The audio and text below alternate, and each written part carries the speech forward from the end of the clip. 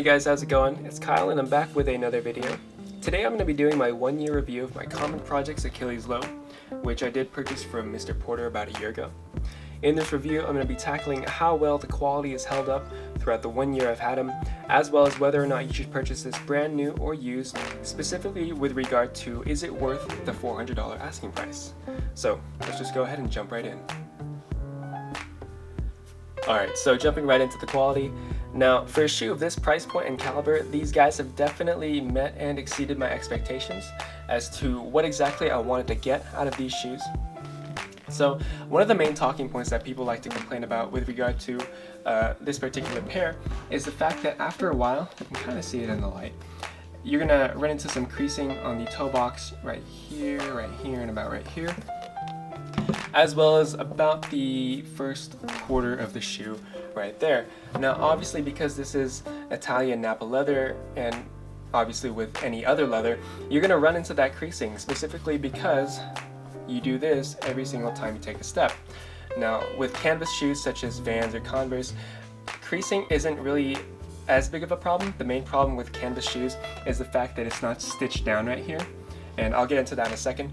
But with regard to the actual creasing, this is perfectly normal. I don't know why people like to complain, but I think it just adds more to the well-worn and worn well aesthetic that I like to go for. As you can see, it's not even that noticeable unless you're actually like looking at it right in the perfect sunlight. So going back to the actual stitching, I mentioned that that's a big problem for Vans and Converse, as it is, because every time you actually do take a step, what happens is that the glue right here and about right here gets worn down, and it eventually disintegrates to the point where this midsole comes apart from the actual upper, which leaves a gaping hole right about there. And that's not the case with this. So with my Common Projects, because it's stitched down, you're not going to run into that problem. I've been using these for about 3 to 4 days a week for the past year, and barring any, sort of complications or heavy usage, I doubt these are actually going to, tear up at the seams anytime soon. So that's the leather quality and the midsole quality. Oh yeah, one more thing specifically about the midsole. You can't really tell in the lighting, but you can kind of see it right there. You can definitely see it with regard to the pure white upper. This is pure white, but over the past year, this is definitely the midsole. The midsole has definitely been oxidizing to the point where it's turning sort of a pale yellowish color. Now, like I mentioned earlier, I definitely like and subscribe to the notion of well-worn and worn well. And I definitely think that a pale yellow color just shows that, you actually wear your shoes, because, obviously that's what they're for. But it just shows that, it has character and it has individuality with regard to how I wear my specific pair. So right here, you can see a little bit of wearing right here from heel drag, but I think that's about the same for just about everyone that wears their shoe. Obviously, different people with different insteps might have, varying degrees of heel drag, but for me, it's very minimal throughout the year that I've had it. Margam rubber soles have held up on their own and are doing really well with regard to the actual quality. It's actually not even that dark now that I think about it. But it's definitely worn, definitely beaten, but not to the point where I would consider these beaters.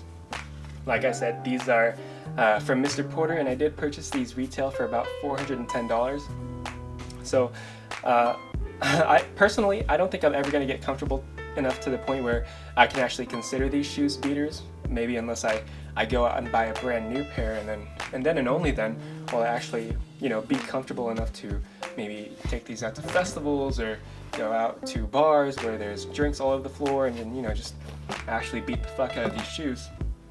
But jumping into whether or not it's actually worth, I think that's pretty relative to where you are in life right now. I'm a 20-year-old college student right now, so picking up a $400 pair of shoes was definitely not really relative to all of my friends. They don't really buy $400 shoes. They typically stick to to Vans or Converse or Nikes or Adidas.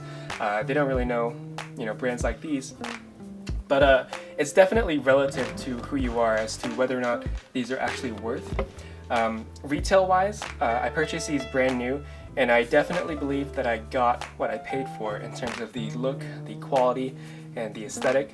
I know a lot of brands are trying to copy these out nowadays because if you think about it, these are the benchmark pair that every company tries to emulate with regard to the plain white aesthetic. I know Gustin got a lot of lashback with regard to their plain white sneaker because they flat out copied the design for common projects.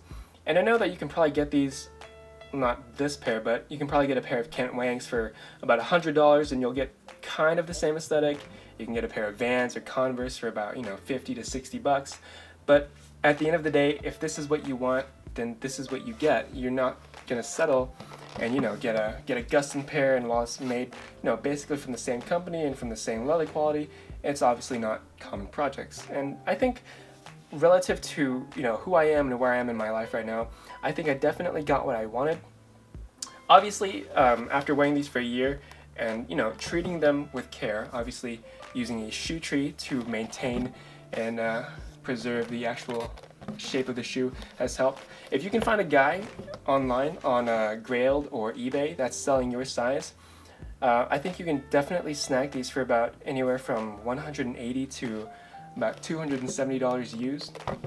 I've had these for about a year now, like I said, and these are basically, I'd say lowest 8 out of 10 condition, highest maybe even a 9.5, but anywhere from there.